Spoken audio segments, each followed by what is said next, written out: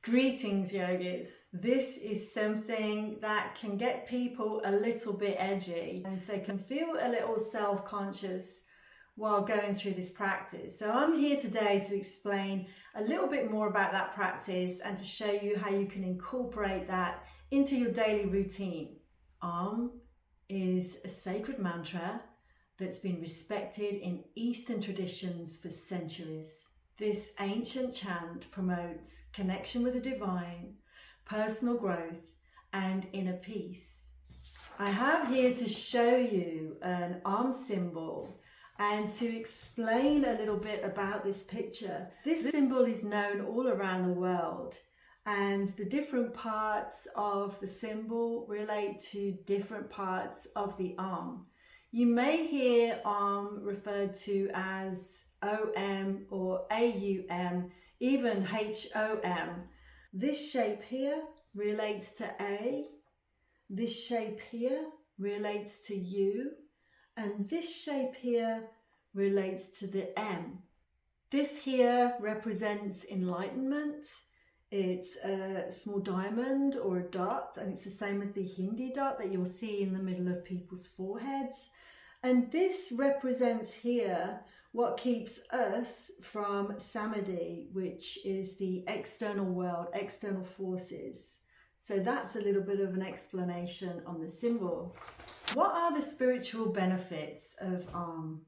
Om calms the mind. The vibration of the Om creates peace within and allows you the opportunity for introspection.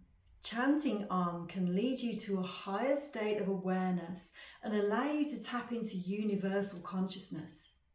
Studies show that practicing Om can take you into that alpha, theta brainwave state, into a place of heightened awareness and deep relaxation.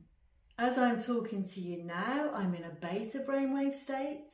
If you sit down on a comfortable chair, close your eyes and put your shoulders down and stop thinking for a few moments, you'll move into an alpha brainwave state. Practices such as Yoga Nidra can take you into a theta brainwave state. So studies show that Om can take you into that alpha theta brainwave state, into a place of heightened awareness and deep inner relaxation. This is also a place where we can tap into the subconscious mind and perhaps release negative thought patterns that are holding us back in life. So how would we practice Om? Find yourself somewhere to sit. It could be an easy seated pose, Sukhanasana, with your legs crossed. It could be with your back against a wall. Wherever you are, aim to have a straight spine, sitting tall, and being conscious of your sit bones connected with the ground. Please turn off all devices and any background noise and begin to connect with the breath. Taking ourselves back to the diagram, we see that Om is in 3 different parts, and that's how you pronounce Om. It should sound something like Om, a little bit smoother than that though. The idea is to separate the A, the U and the M, but also make it sound like a fluid sound. There is also a space in time at the end of Om, a space of silence. Sometimes we can be a little uncomfortable with silence in the Western world.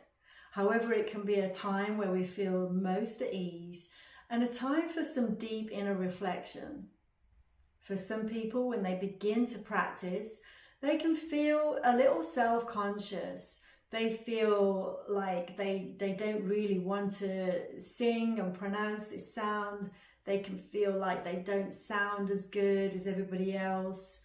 They can just feel a little bit awkward with it all. So here's a couple of tips to help you start your practice. Start slowly and start in a safe environment. There's no better place than to practice on your own. So practice on your own at home where you feel safe, and then build up your confidence slowly from there. Embrace your own authenticity.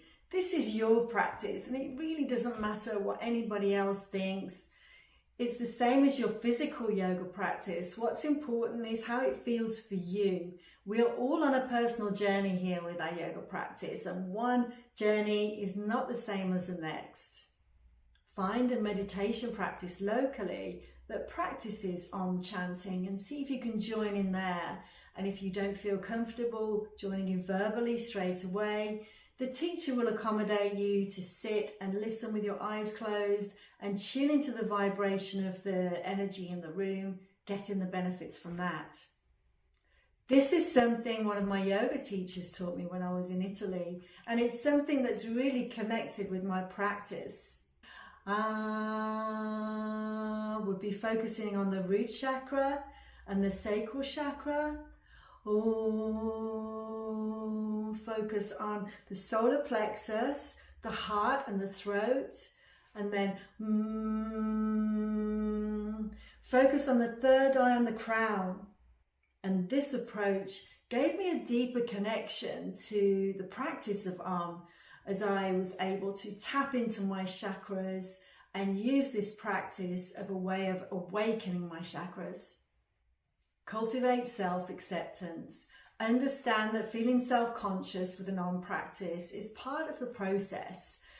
But with practice, you can fully let go and immerse yourself in the experience. Here's some tips to incorporate an practice into your daily routine. Start first thing in the morning to set a positive tone for the day and create clarity for your day ahead.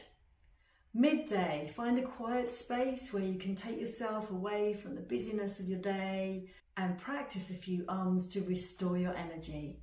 As an evening practice, you could incorporate a longer evening practice into your day to release any tension and prepare yourself for a good night's sleep. This video has helped you understand the practice of so if ever it arises in any of your practices, you'll know exactly what to do and you'll be able to enjoy all the benefits.